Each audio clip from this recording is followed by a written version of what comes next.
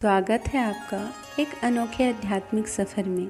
आज हम आपको लेकर चलेंगे महाकुंभ मेले की ओर, जहां आस्था और श्रद्धा की लहरें गंगा की निर्मल धारा के साथ बहती है। यह मेला केवल एक आयोजन नहीं, बल्कि जीवन के सबसे बड़े सवालों के उत्तर पाने का एक अवसर है। तो चलिए इस दिव्य अनुभव की गहराइयों में उतरते हैं और देखते हैं कैसे महाकुंभ केवल स्नान का नहीं, आत्मा की शुद्धि का पर्व है। नमस्कार दोस्तों, मैं हूँ ललिता। दोस्तों, एक बार एक युवक साधक आर्यन, जो जीवन के गूढ़ रहस्यों और सत्य की खोज में था, महाकुंभ के पवित्र मेले में पहुँचा। वह जानता था कि महाकुंभ केवल एक धार्मिक मेला नहीं है, बल्कि आत्मज्ञान और मोक्ष की ओर एक द्वार है।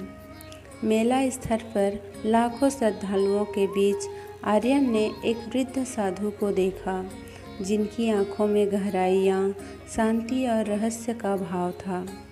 साधु ने आर्यन को बुलाया और कहा, तुम्हारी आत्मा की बेचैनी तुम्हें यहाँ तक लाई है, लेकिन मोक्ष का मार्ग केवल गंगा स्नान से नहीं मिलेगा। साधु ने आर्यन को 3 कार्य दिए। पहला, सत्य की खोज। उसे मेले में जाकर उस व्यक्ति को ढूंढना था जिसने अपने जीवन में सच्चा त्याग किया हो। दूसरा, धैर्य की परीक्षा। उसे गंगा के पवित्र जल में डूबते हुए एक व्यक्ति को बचाना था, लेकिन बिना खुद की जान को खतरे में डाले। तीसरा, अहंकार का त्याग। उसे एक अज्ञात साधारण व्यक्ति से माफ़ी मांगनी थी, जिससे वह कभी अनजाने में गलत व्यवहार कर चुका था। आर्यन ने ये कार्य पूरे किए और पाया कि सत्य, धैर्य और अहंकार का त्याग ही असली मोक्ष का मार्ग है। जब वह तीनों कार्य पूरे करके साधु के पास लौटा, तो साधु ने मुस्कुराते हुए कहा, महाकुंभ केवल स्नान का नहीं, बल्कि आत्मा को पवित्र करने का मेला है। तुमने सच्चे अर्थों में इसका अनुभव किया।